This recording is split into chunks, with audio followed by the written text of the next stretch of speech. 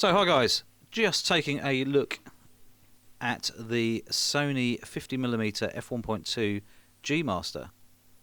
It's a £2,099 lens. I don't know what that works out around the world in different currencies, but it's a lot of money.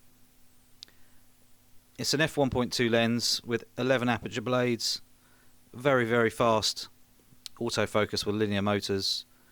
It's got 14 elements in 10 groups and clever coatings and things like that to make the lens perform amazingly. It's even got I think it's concave, isn't it, where it goes inwards at on the end element as well. It's it's got 4 linear motors inside, which is the same as the 135 Gmaster. So it says it's dual, but it's actually got two pairs. Dust and moisture resistance, absolutely the best of the best in 50mm lenses. And if anybody knows about 50mm lenses, they are generally sort of roughly eyesight kind of magnification, so they give you a real world kind of feel to your photos, and that can actually give a really interesting look to your images compared to something like a 35 or a 70 or anything in between, But is it really worth the £2,099? I mean, that's a hell of a chunk of money for a lens that maybe a lot of us don't really use. I sold my 50mm art lens quite a few years ago now, and until now I haven't actually been able to try one, to see or whatever it's like. Is it something I want to keep? I don't know. Is it something I really want to spend £2,099 on? I don't know. But anyway, enough of that. I thought I would actually take out and purchase today the 50mm f1.8 Sony lens, the cheap of the cheap. It cost me 90 quid, and I think it's about 150 new, something like that now. Obviously it was probably a little bit more money back when it first came out, but basically it's a nifty 50. It's a budget lens with pretty good optics, cheap plastic construction, but it has got a metal mount. It's got the old style electric motor autofocus, so a little bit noisy, but what's it like? So basically I'm going to see if it's any good.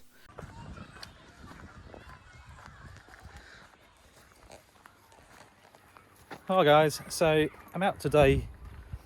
Basically, such a lovely day. I thought I've got to get out and go for a walk. So go to this place. I don't know what it's actually a real name, but my sister calls it a secret garden, and it looks really pretty. It's got little waterfalls and stuff.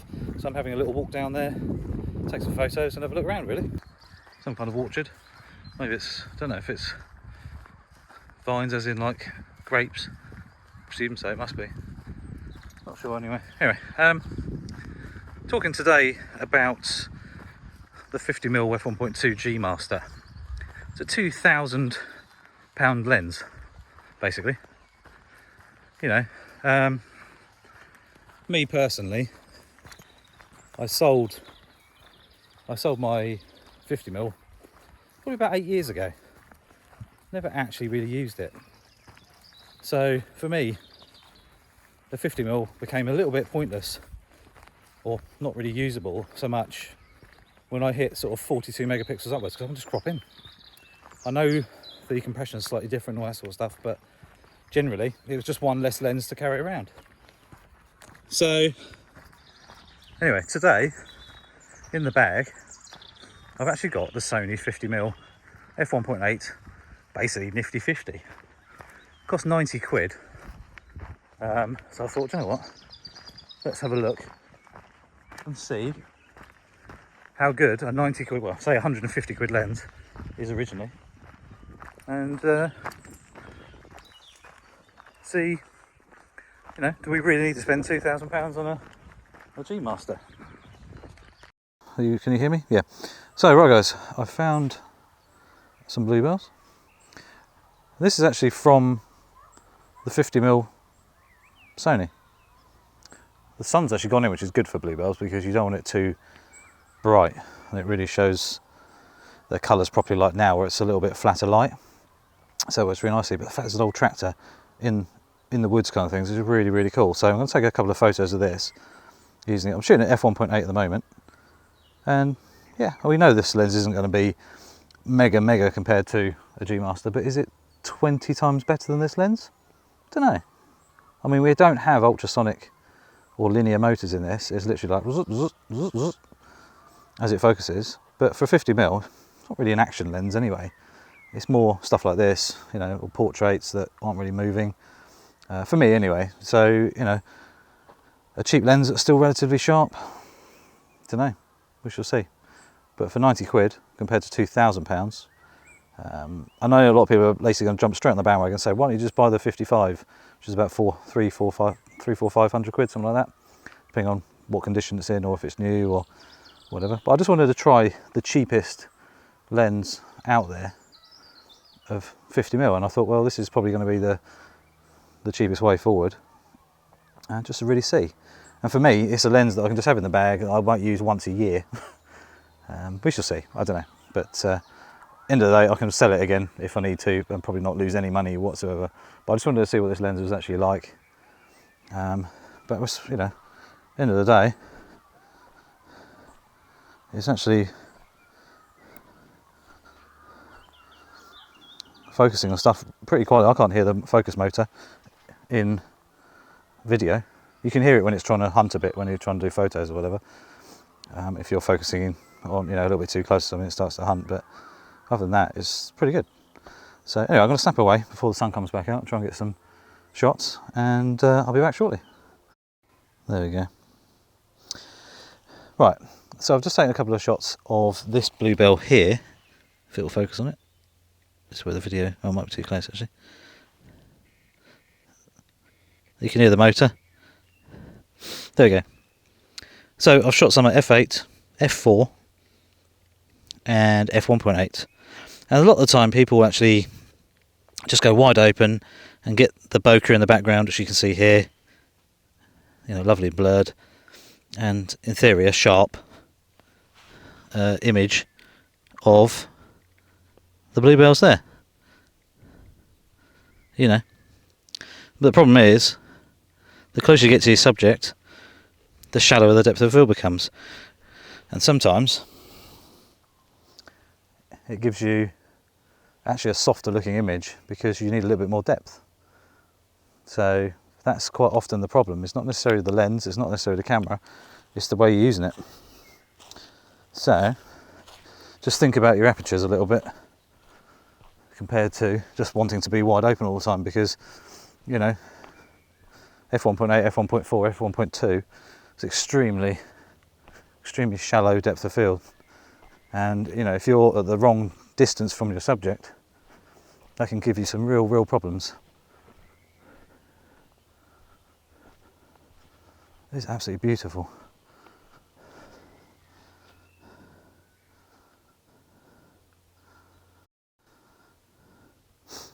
And this is what I'm talking about when bluebells are in the sun and not in the sun. So obviously, to get an exposure correct now, you'd obviously probably do either do bracketing or take a few shots and then merge them, or whatever you want to do. Yes, you have got the dynamic range to pull things back and forth, but when you get basically a very level exposure, like when the cloud cover here, especially for bluebells, you get that difference very easily compared to, in fact it's changing now, the sun's back. But yeah, so if the sun does go in, it'd be nice for once. It's behind a small cloud, so anyway, there you go. So the exposure's looking relatively balanced now. So to take photos like this makes your bluebell shots look a lot better compared to really bright sunshine. Yeah, obviously at the minute there's not enough water flowing, but tomorrow we haven't had rain for a while, but tomorrow we've got a lot of rain happening. So I might pop down in the afternoon. There's a bit of water flowing down from wherever it comes from, natural spring or something. But obviously it's a little bit slow at the moment, but that tumbles right down through there. So I'm going to carry on walking around and have a nose, really. So this little lens here, absolutely dinky, makes your camera so light. Really cool. Obviously I'm using the microphones at the moment. Obviously this is for my phone camera at the minute, so it's not from the Sony ones, but I am using them now. They're really good. One of the best purchases ever, I think. I know they're about 210 quid, which is a relative amount of money for something that's just going to sit on top of your camera and doesn't really improve my images, but obviously it improves the sound. It's a major improvement. So yeah, we're going to walk down the steps over here.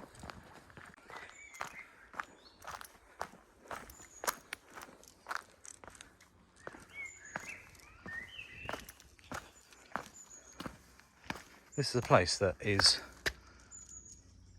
out of a small village, about a 10-minute walk. There's no signposts, no nothing. So it's literally a hidden secret garden that obviously only a few people know about, I suppose, which is really great. So it's not spoilt, it's relatively well looked after.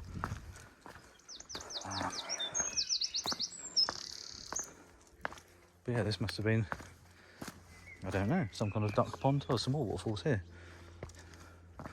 There's two lots. One comes down one side, one comes down the other. Looks like an old quarry sort of area. Obviously this was built whenever. It's been damaged, but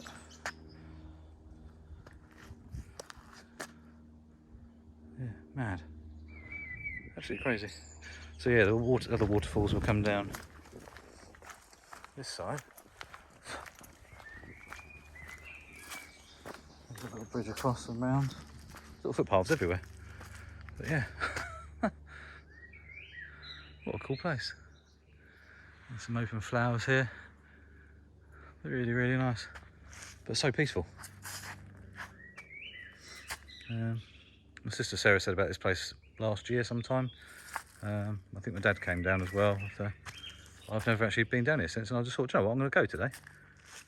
It's a shame this hasn't got water in it, because it would be abundant with wildlife, I suppose.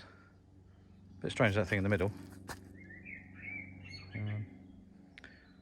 Unless it was going to have some kind of island on top. I don't know how long this has been here. It looks relatively modern, at the same time as being not.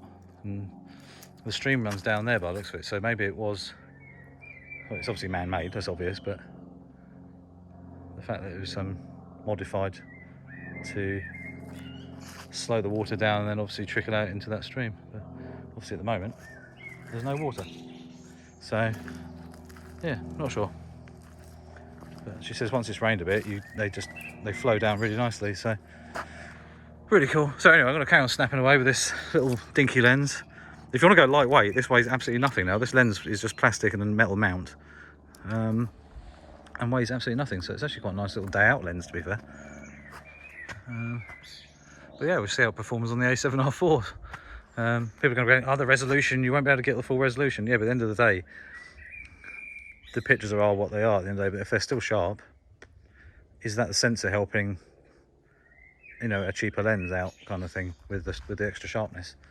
I don't really know, but anyway, it's a cheap lens and it gives you a focal length that if you don't want to spend, you know, £500 or £1,000 or £2,000 on one for the moment, it's an option that you can utilise, and it seems to be working okay. So I won't really know 100% until I get home, but until, you know, worth a go. Yeah, so sun's back out. I was going to take some pictures of these flowers up in the tree as well here and see what they look like.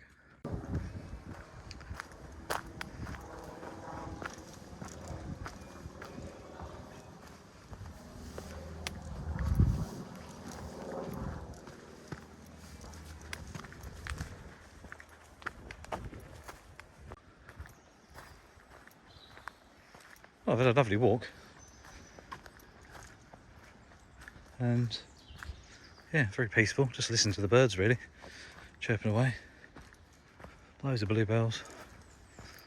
A bit patchy in some places, obviously, where brambles and stuff have sort of, you know, got their own way, like there. but then there's some large patches which, you know, look really picturesque, which is lovely as well. So yeah, quite a bit of water flowing in places, which is weird. I mean, it's not loads at the moment, but like springs everywhere. And obviously wildlife, I've seen a fox in the daytime. I mean, we're talking like 1 o'clock in the afternoon, so they must be very relaxed, and the fact that lack of people really wandering around, they're pretty chilled. So hopefully I can get him again. Are they pigeons? But yeah, something over there wandering around. That's squirrel. Off he goes, bounce, bounce. But yeah, there's another one. So there's obviously abundance of squirrels in this big tree. Where is he? There he is, going up the top.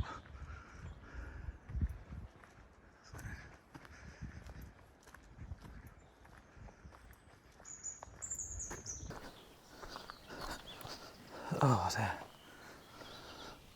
Right guys, so really nice walk around. I'm videoing you via the 50mm f1.8 Sony lens. Kind of first thoughts are, it's actually not bad. Obviously I haven't actually looked at the photos yet, but just looking at them on the screen and the EVF, they actually look quite good. f1.8, don't really know until I have a real good look. But like I said before, if you're wide open and too close to your subject, it's going to be soft anyway, just because your depth is too shallow, so it kind of looks a bit soft generally anyway, where you just need to stand back a bit or actually stop down. So it seems to be, f4 seems to be very good for it, which is no real issue anyway, because I probably would be shooting f4 with some things anyway, so you know, it seems pretty sharp there. f8 as well, no drama. f5.6, autofocus is sluggish, but it's just noisy if anything, because obviously it's a normal electric motor, so you can sort of hear it going zzz, zzz, zzz, zzz, a bit. So it's far from silent. But then again, it's a 90 quid lens. Originally £150, but I paid 90 quid for it. And you know, hopefully once I get home and actually have a look at the shots itself, they're actually okay. But in the day, I can send it back, or I could just keep it for a while, sell it, and probably lose no money anyway. But for a little lens that weighs hardly anything, and you just want to go out for the day, maybe just snap some landscapes or anything like that, it's actually pretty good. I mean, on 60 megapixels, I don't know if we're seeing the full benefit of the 60 megapixels, I don't really know. But, you know, until I get home and actually have a look, it's the way forward. But there's, you know, a lot to be said about cheap lenses, I think, sometimes. You know, you don't necessarily need to spend, you know, £1,000 upwards or whatever. I mean, the used market is swamped with second-hand lenses, because as soon as you get the new one come out, the new version, people sell those or trade them in, and then, you know, buy new ones. So yeah, there's a lot out there, but I just thought I'd go for a budget and see exactly what it's actually like, you know, because I'm so used to using gmaster lenses now, or the high-end other lenses from different makes, that actually are the more budget, cheaper lenses, even though it's full frame, actually any good. You know, can that 61 megapixel sensor, you know, utilize that lens? It's utilizing it to the full, that's for sure. But you know, the quality of the glass and everything is obviously not a gmaster range, but you know, is it good enough? You know, up to you at the end of the day. But like I've said to people before, you know, yes, ideally you want to buy the best lenses you can, but sometimes, for me, for example, 50mm I hardly ever use, and that's the reason I sold my 50mm art lens about 8 years ago. I just never used it, and you know, it's one of those things, I'll just keep the 35 f1.4 and use that and crop in if I need to, which is what I've done. But actually it's quite nice shooting with the 50mm today. It's quite a nice view. I kind of forgot about it. But yeah, so I shall have a look and see what the quality is like. And make a decision if to keep it or not, or send it back. I know the 55mm is very good, but again, that's an old lens as well, so basically it's the same sort of age, I'd imagine. So, you know, I don't really want to buy a 55mm for 400 quid and then bring a new one out. But again, will I use it? That's the question. So as you can see here, going through some of the photos now, tractor shot, it's sharp. That's at f1.8. The only thing you can see a little bit of chromatic aberrations, I can't even speak, just right there in the centre, just above the tyre. But that can be dealt with in post. I mean, like we say, we are dealing with, you know, minor little issues here or there. But for 90 quid, you know, what can I expect? But actually, when you look at the full image, I don't think you'd ever see it anyway if you printed even at A1. I don't think it would be an issue at all. You know, that shot there is shot f1.8, lovely bokeh. And in certain situations, you've got a really, really good lens. It's only when you've got bright light coming through stuff which can cause, obviously, the CA a little bit there. But, you know, generally, I mean, a couple of little tidies up on a bit of editing would have been quite good. I've got a spider's web thing there, which is a little bit messy. But other than that, the actual image itself is actually relatively pleasant to look at, you know. Shooting straight up into the sun. This shot at f1.8.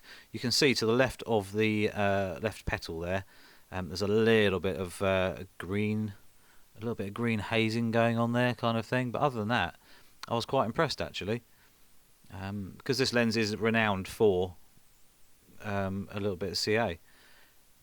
Shot here. This is at 110% cropping. Bokeh's lovely and smooth, nice and sharp. That's shot f4, believe it or not. But that's the reason, you know, you shoot f4 when you're super close, just to get your depth correct. Otherwise, if I go too close, the bluebells themselves will be half out of focus. So the picture will look rubbish anyway, because it will look soft. And that's one of the biggest problems that people suffer with, is they want to shoot wide open all the time because they think that lens is going to give them the best this, that and the other. But actually in the real world, you need to stop it down a little bit or move back a long way. And you don't really necessarily want to move back, do you? You want to keep your subject nice and big and shot. There's some white bells here with the bluebells, so I shot through some of the bluebells, and that is actually shot f1.8. This shot here is an f4 shot. So you can see the feather there that I'd found on the floor, and you can see the trees in the background. You can see the bluebells sort of out of focus as well. Very pleasing shot. And then I stopped it open to f1.8, and you can see it just gets a little bit softer with the bokeh in the background, and everything's a little bit smoother. But you also end up with soft areas on your feather, just due to, obviously, the lack of depth in your image. So for what it is, it's a really good lens, and it seems to shine quite nicely on the A7R4. So when people say you need a better lens, it seems to work absolutely fine. So maybe the optics are quite good.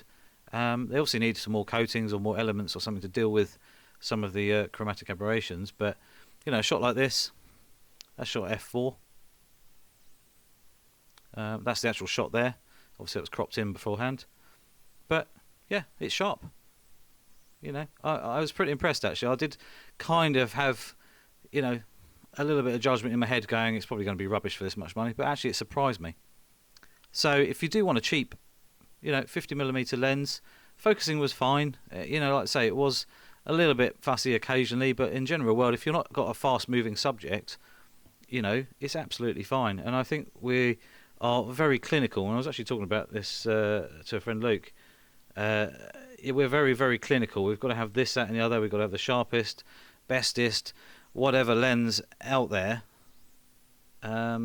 possible, when actually we're spoilt for choice on other lens makers and even some of the Sony stuff.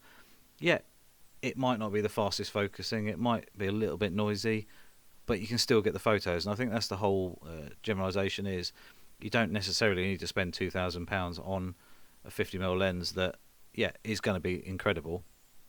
But even for me, you know, I shoot a lot of stuff, and having the gmaster lenses is very nice to have, but I could get away with not having them at the end of the day, and I don't think most people would ever really notice.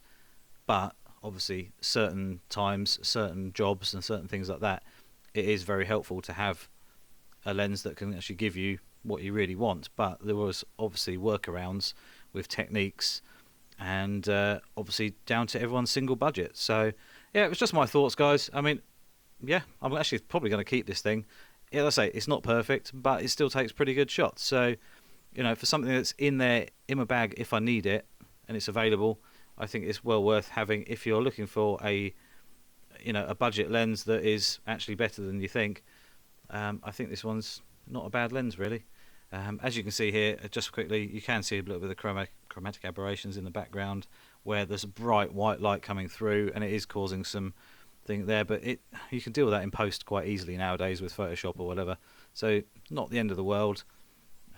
But yeah. So don't forget to click the subscribe button, little notification bell as well. Any comments below, just about the 50mm f1.2? Are you going to buy it, or are you looking at other sort of in between lenses? You know, I know the 55 is renowned for being amazing, and obviously relatively good value because if it's sort of around about the £400-500 marker. Now it's a very good lens for that, but I really wanted just to test out the cheapest Sony lens that is really out there, you know, full frame, and I thought the nifty 50 was probably the way to go. So I'm actually going to shoot a portrait shoot with this tomorrow, so there'll be another video kind of showing what it's like with portraiture, so keep your eye out for that one. I'm going to go back to this woodland with the bluebells, so hopefully they will turn out quite nicely. I'm going to take the 135 gmaster with me as well, just to really see what the real difference is in the real world, but I think it's going to perform pretty well. I'm going to use flash as well and go from there. So anyway, I'll see you soon, guys.